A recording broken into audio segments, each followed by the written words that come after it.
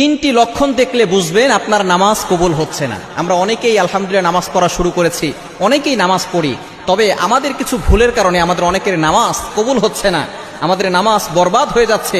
এই নামাজ আমাকে কিয়ামতের ময়দানে জান্নাতে নিতে পারবে না। এজন্য এই তিনটি লক্ষণ দেখলে বুঝবেন নামাজ হচ্ছে না, নামাজটাকে আরো ভালো করার চেষ্টা করবেন। এক নাম্বার হচ্ছে, আপনি যখনই নামাজ পড়তে যান তখন নামাজে মনোযোগ থাকে না। আপনি নামাজে দাঁড়িয়ে আছেন, আপনার মনটা দোকানে চলে গেছে, আপনার মনটা সংসারের কাজে চলে গেছে, আপনার মনটা মাঠে চলে গেছে।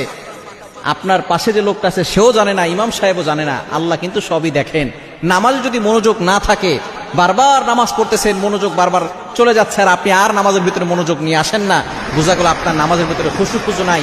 যদি এরকম হয় তাহলে আপনার এই নামাজটা পরিপূর্ণভাবে আদায় হচ্ছে না, আল্লাহ এই আপনার নামাজটা কবুল করবেন না।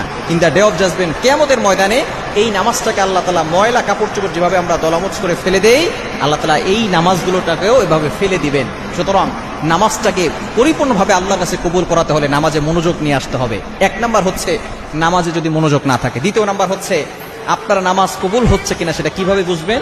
যদি আপনি দেখেন যে নামাজ পড়ার পরেও আপনি গুনাহ থেকে বাঁচতে পারছেন না, নামাজ পড়ার পরে আপনি কবিরা গুনাহ করছেন, নামাজ পড়ার পরেও সুদ খাচ্ছেন, নামাজ পড়ার পরেও ঘুষ খাচ্ছেন, মনে করবেন আপনার নামাজ পরিপূর্ণভাবে আল্লাহর কাছে কবুল হচ্ছে না। কেন যদি আপনার নামাজ কবুল হতো তাহলে আপনি গুনাহ থেকে বাঁচতেন, এটা আল্লাহর ওয়াদা।